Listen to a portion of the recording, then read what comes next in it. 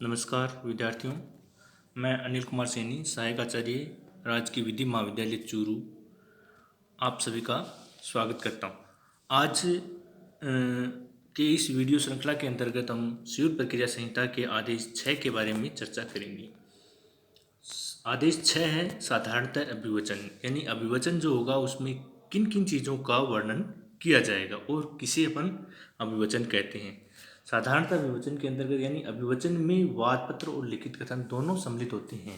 इसमें आदेश में 18 नियम होते हैं, यानी इस नियम के अंदर कितने हैं? 18 नियम है। इस आदेश में 18 नियम है जो कि निम्न प्रकार हैं। तो नियम 1 से 14 तक है, वो इसके आवश्यक तत्वों के बारे में बताता है कि अभिवचन के अंदर किन किन तत्वों को विनिर्दिष्ट किया जाना चाहिए। आगे जो नियम 14A है वो रजिस्टर पता के बारे में बताता है, फिर सत्यापन के बारे में बताता है, और फिर अनिवार्य संशोधन कौन सा होता है और ऐच्छिक संशोधन कौन सा आता है, उनके बारे में हम अभी चर्चा करेंगे। तो सबसे पहले अपन बात करते हैं नियम 1 की। नियम 1 यह बताता है कि अभिवचन में वादपत्र और लिखित कथन दोनों सम्मिलित होते हैं।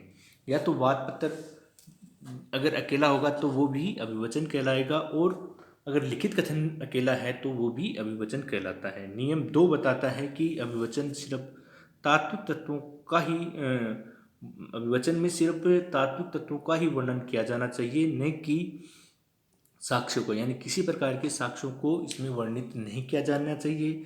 नहीं यानी कि एक जो पैरा जो होता है उन सब पैराओं को अलग अलग संख्याकित किया जाएगा, उनको एक साथ में नहीं लिखा जाएगा। यदि किसी राशि या कोई तारीख का वर्णन किया जाना है तो वहाँ पर उसमें जो भी राशि होगी या जो भी तारीख होगी उनको शब्दों में भी वर्णित किया जाएगा। नियम 3 कहता है कि जो अभिवचन है वो जो परिशिष्ट क है उसी के अनुसार ही लिखा जाएगा। नियम 4 बताता है कि सामान्यतः विशिष्टता देने की आवश्यकता नहीं है, यानी सारभूत तत्वों का ही इसमें वर्णन किया जाएगा। सामान्यतः विशिष्टियों के अंतर्गत उन चीज़ों का वर्णन किया जाना आवश्यक है जहाँ पर व्यपदेशन किया गया है, कपट किया गया है, न्यासभंग है, व्यतिक्रम है, या अन्य असम्यक असर के बारे में जो वर्णन किया गया है उनके बारे में वर्णन किया जाना आवश्यक है। नियम 5 है वो विलोपित किया गया है।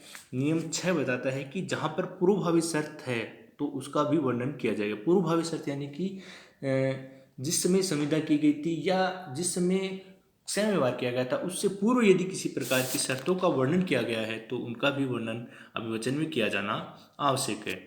नियम 7 बताता है कि अभिवचन में फेरबदल या संशोधन या कोई परिवर्तन तभी किया जाएगा जब उसमें आवश्यक हो, यानी अभिवचन में संशोधन में किसी प्रकार का फेरबदल नहीं किया जाएगा, जब आवश्यक होगा तभी उसमें फेरबदल किया जाएगा। नियम 8 कहता है कि जहाँ पर कोई संविधा का वर्णन किया गया है, यानी किसी भी मामले में या किसी भी ऐसा कोई मामला है जिसमें संविधा के बारे में कोई विवाद है तो वहाँ पर या उसके बारे में इनकार किया गया है या स्वीकार किया गया है तो उनके बारे में तथ्यों के साथ में ही उनको अभिवचन में लिखा जाएगा। नियम 9 कहता है कि यदि जहाँ पर कोई दस्तावेज है तो उसका भी वर्णन करना पर्याप्त है, लेकिन उसमें अंतर्वस्तुओं की आवश्यकता नहीं है, यानी कोई भी दस्तावेज है उसका स्पष्ट रूप से वर्णन किया जाना ही पर्याप्त है। उसमें अंतर्वस्तु यानी उनकी जो दस्तावेज कब सत्यापित किया गया था, किसने सत्यापित किया है, क्या क्या, इनमें यानी अंतर्वस्तुओं की उसमें आवश्यकता नहीं है। नियम 10 कहता है कि जहाँ पर किसी भी प्रकार का विद्वेष है या ज्ञान है या कोई भी मानसिक तत्व या मानसिक स्थिति के बारे में है तो अभिवचन में मानसिक तत्वों का भी वर्णन किया जाना आवश्यक है। नियम 11 नोटिस के बारे में बताता है कि जहाँ पर यदि कोई पक्षकारों को किसी प्रकार का कोई नोटिस दिया गया है तो उस नोटिस का भी वर्णन किया जाना आवश्यक है। पत्र और पत्रों की आवलियों के अंतर्गत नियम 12 यह बताता है कि यदि किसी प्रकार का किसी मामले में कोई पत्र व्यवहार किया गया है या एक से अधिक यदि पत्र पक्षकारों के आपस में लेन देन किया गया है तो इस ऐसी स्थिति में अभिवचन में उन पत्र तथा पत्रों की आवलियों का भी वर्णन किया जाना आवश्यक है। नियम 13 बताता है कि विधि की उपधारणा वैसे ही की जाएगी जैसी न्यायालय समझता है, यानी जैसा अधिनियमों में दिया हुआ है या अन्य कहीं पर भी विधि का वर्णन है तो उसकी विधि की उपधारणा वैसे ही की जाएगी, यानी अभिवचन में विधि के बारे में ज़्यादा वर्णन करने की आवश्यकता नहीं है। नियम 14 ये बताता है कि अभिवचन में पक्षकार और उनके प्लीडरों को हस्ताक्षरित करना होगा, यानी कि कौन सा जो पक्षकार है वो इसमें नियुक्त किया गया, कौन प्लीडर नियुक्त किया गया, उनको भी अभिवचन को हस्ताक्षरित करना होगा। नियम 15-14 बताता है रजिस्टर्ड पता के बारे में, यानी प्रत्येक अभिवचन के साथ में एक रजिस्टर्ड पता दिया जाएगा जो यह बताएगा कि पक्षकार उस स्थान पर रहता है। यानी यदि कार्रवाई समाप्त हो जाती है तो उसके बाद में भी 2 वर्ष के अंतराल तक यही माना जाएगा कि जो पक्षकार है वो उस रजिस्टर्ड पते पर निवास करता है। नियम 15 बताता है सत्यापन के बारे में, यानी प्रत्येक अभिवचन को अंत में जो पक्षकार है वह सत्यापित करेगा तथा सत्यापन में यह होगा कि कौन सा पैरा उसकी निजी जानकारी में सही है और कौन सा पैरा के बारे में वह स्वयं विश्वास करता है। नियम 16 ये बताता है कि जैसे संशोधन किया गया कि अनिवार्य संशोधन कब किया जाएगा, तो नियम 16 ये कहता है कि न्यायालय किसी भी प्रकरण यानी किसी भी स्थिति पर या कोई भी जो स्थिति है उसमें किसी भी प्रकरण में वाद को संशोधित कर सकता है जहाँ पर न्यायालय को ये लगे कि कोई भी जो तथ्य है वो अनावश्यक है, कलंकात्मक है, तुच्छ है और तंग करने वाला है। यानी अनावश्यक, कलंकात्मक, तुच्छ और तंग करने वाला है, या ऐसा इसमें तथ्यों का वर्णन किया गया है जो विचारण पर प्रतिकूल उलझन डालता है या विचारण में विलंब करता है या न्यायालय की प्रक्रिया का दुरुपयोग करता है। तो ऐसी स्थिति में न्यायालय उनमें संशोधन कर सकता है। तो ये जो संशोधन होगा वो अनिवार्य संशोधन होगा। स्वैच्छिक संशोधन के अंतर्गत नियम 17 ये बताता है कि न्यायालय किसी भी पक्षकार के आवेदन पर या यदि ये लगता है न्यायालय को कि जिसमें वास्तविक प्रश्नों की अवधारणा गलत साबित होती है तो वहाँ पर वह आवेदन कर सकता है। तो ऐसा आवेदन पक्षकार करेगा और न्यायालय उसको उसमें संशोधन कर सकता है। तो ऐसा संशोधन होगा वो स्वैच्छिक संशोधन कहलाएगा।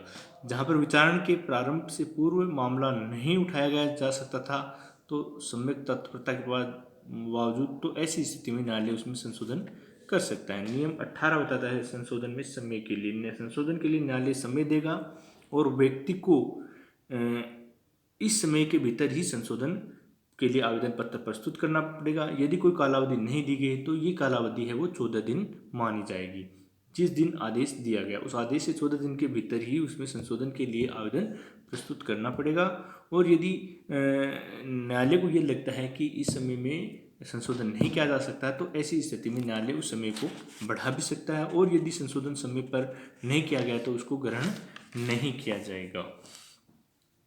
तो जहाँ पर यदि न्यायालय को ये लगता है कि परिस्थितियाँ ऐसी हैं कि संशोधन किया जाना आवश्यक है तो जब संशोधन कब वह करेगा तो उसे ये चीज़ें भी देखनी होंगी। न्यायालय को इन चीज़ों को देखना होगा, इन परिस्थितियों को देखना पड़ेगा, तभी वह संशोधन कर सकता है कि संशोधन से दूसरे पक्षकार पर किसी प्रकार का अन्याय तो नहीं हो रहा है या प्रस्तावित जो संशोधन है वो विवादित विषयों के लिए आवश्यक है या आवेदन जो किया गया है पक्षकारों द्वारा वह सद्भावनापूर्वक किया गया है या संशोधन से मामले की प्रकृति में परिवर्तन नहीं होता है, तभी न्यायालय है वो संशोधन करेगा।